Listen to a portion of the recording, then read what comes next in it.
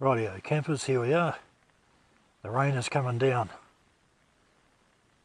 The fish are in the water. Let's go and get them. Rightio fishermen, here we are. We got a fish on.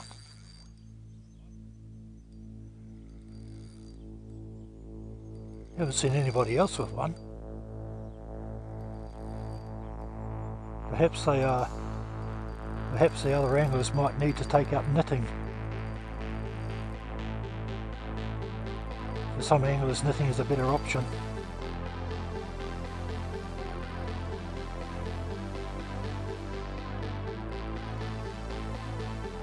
Unfortunately, the buggers have a tendency to wind the line up.